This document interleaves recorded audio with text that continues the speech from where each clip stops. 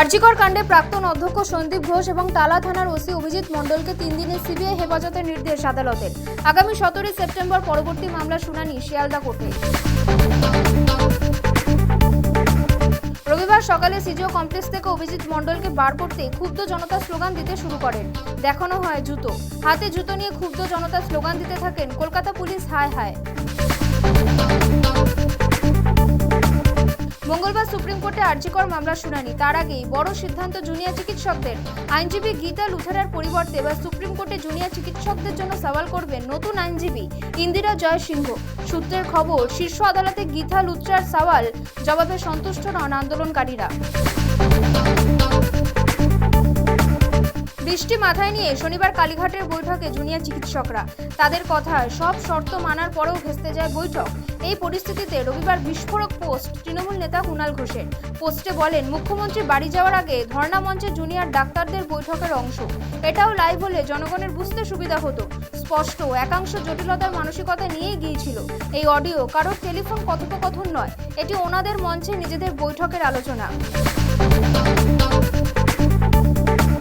কালীঘাটের বৈঠক ভেস্তে যাওয়ার জন্য সরকারের সদিচ্ছা নিয়ে শনিবার রাত্রেই প্রশ্ন তুলেছিলেন জুনিয়র চিকিৎসকরা। রবিবার সাংবাদিক বৈঠক করে আন্দোলনকারীদেরকেই দায়ী করেন রাজ্যের স্বাস্থ্য প্রতিমন্ত্রী চন্দ্রিমা ভট্টাচার্য। বলেন, শুধু শনিবারই নয়, এর আগেও মুখ্যমন্ত্রী বারবার বৈঠকে বসতে চেয়ে জুনিয়র ডাক্তারদের অনুরোধ জানিয়েছেন। দীর্ঘ সময় অপেক্ষাও করেছেন, কিন্তু তাতেও লাভ কিছুই হয়নি। স্বাস্থ্য ভবনের সামনে অবস্থান বিক্ষোভের 6ষ্ঠ দিনে 5 দফা দাবি নিয়ে ফের পথে জুনিয়র চিকিৎসকরা।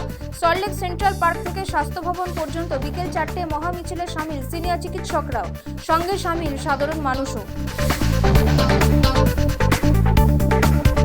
নির্যাতিতা স্মরণে শুরু কামারহাটি সাগর দত্ত মেডিকেল কলেজ এবং হাসপাতালের অভয়া ক্লিনিক। শারীরিক যে কোনো রকম অসুবিধার ক্ষেত্রে পরিষেবা দিতে এবং স্বাস্থ্য পরীক্ষার ক্ষেত্রে এ এক অভিনব উদ্যোগ, এমনটাই বললেন চিকিৎসকেরা। আবগারি দুর্নীতি মামলায় জেল মুক্তির পরই বড় সিদ্ধান্ত আপ সুপ্রিমোর। মুখ্যমন্ত্রীর পদ থেকে ইস্তফা অরবিন্দ কেজরিওয়ালের। দিল্লির জনসভা থেকে তার ঘোষণা, 2 দিন বাদে মুখ্যমন্ত্রী পদ ছাড়ব। জনতার রায় জিতে আসার আগে মুখ্যমন্ত্রীর চেয়ারে বসব না। উপেক্ষিত তৃতীয় লিঙ্গের মানুষদের জন্য বড় পদক্ষেপ তেলেঙ্গানা সরকারের। চিরাচরিত প্রথা ভেঙে তৃতীয় লিঙ্গের মানুষদের ট্রাফিক নিয়ন্ত্রণের চাকরিতে নিযুক্ত করার সিদ্ধান্ত রেবন্ত রেড্ডি সরকারের। কংগ্রেস সরকারের ঐতিহাসিক পদক্ষেপে প্রশংসায় সরব সব মহল। টাইফুন ইয়াগির দাপটে বিপর্যস্ত মায়ানমার। সূত্রের খবর, 74 জনের মৃত্যু হয়েছে, নিখোঁজ 89 জন। ঘর ছাড়া প্রায় 2.5 লক্ষ মানুষ। শুরু উদ্ধার কাজ। বহু অঞ্চলের সঙ্গে যোগাযোগ বিচ্ছিন্ন, তাই হতাহতের সংখ্যা আরও বাড়তে পারে বলেই আশঙ্কা। ডুরান্ড কাপে ভুগিয়েছে রক্ষণভাগ। আইএসএল এর প্রথম ম্যাচে প্রকট হয়েছে রক্ষণ রোগ।